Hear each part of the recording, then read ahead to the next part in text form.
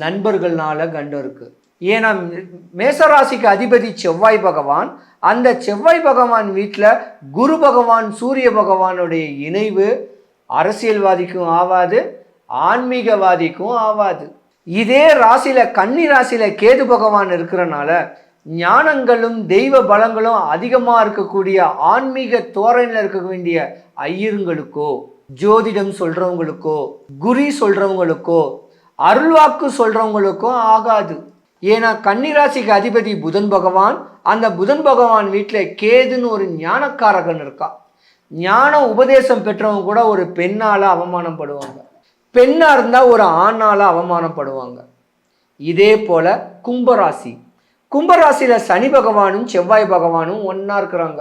சனியும் செவ்வாயும் ஒண்ணு. வாதத்துல விவாதத்துல வண்டி நிலம் சொத்து சொகத்துக்கு அதிபதி சனி பகவான்.